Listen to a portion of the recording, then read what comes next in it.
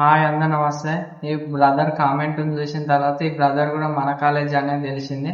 ఈ బ్రదర్ చెప్పింది ఏంటంటే నా కోసం ఒకసారి చెప్పు బ్రదర్, కాలేజీలో చెప్పిన ఎర్రజెండా స్పీచ్ అని చెప్పింది. అయితే కాలేజీలో ఏమైనా జరిగిందంటే ఎర్రజెండా సమ్మె అనేది జరిగింది. ఎందుకోసం జరిగిందంటే పైన ప్రభుత్వాలు అనేవి ఎర్రజెండా మొత్తం లేకుండా వేద్దామని చూస్తున్నాయంట. అసలు ఎర్రజెండా అంటే ప్రశ్నించడం అంటే ఎందుకోసం ప్రశ్నిస్తారు?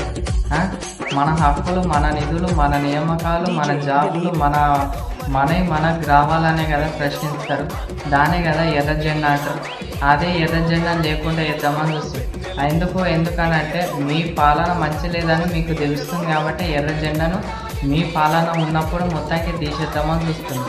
అయినా మాటలు రానోకి ప్రశ్నించడం అంటే ఏందో నేర్పించింది. ఎన్నో సమ్మేళనం పెట్టింది, సంఘాలను పెట్టింది, రాష్ట్రోపాలు చేసింది, ధర్నాలు చేసింది, దీక్షలు చేసింది, చచ్చిపోయిన అమరవీరుల వాళ్ళ నెత్తుల్లో దర్శింది, చచ్చిపోయిన అమరవీరులను సుక్కల్లో దాచుకుంది, సుత్త పొడవలు ఎత్తి పోట్లాడింది, ఆఖరికి ఒక రాష్ట్రాన్ని తీసుకొచ్చింది.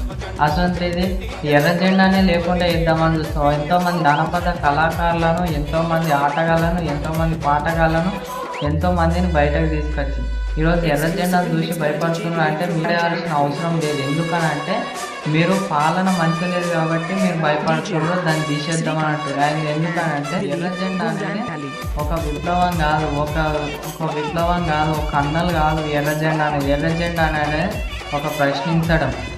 అదే జాబ్ల కోసం ప్రశ్నిస్తారు, శాలరీ కరెక్ట్ టైం పడకపోతే ప్రతి దానికోసం ప్రశ్నించడమే ఎర్రజెండా. ఇట్లా ప్రశ్నించిన ప్రతి ఒక్కళ్ళను నోరు మూసేస్తారో, ప్రతి ఒక్కడు నక్సలేట, ప్రతి ఒక్కడు ఎర్రజెండా కిందికి వేస్తారో, ప్రతి ఒక్కరు ఈరోజు ఎర్రజెండానే తీసేస్తే ప్రతి ఒక్క తను ప్రశ్నించడం ఆగిపోతుంది. అది నేర్పించిన నీ గుణపాఠం అలాంటిది.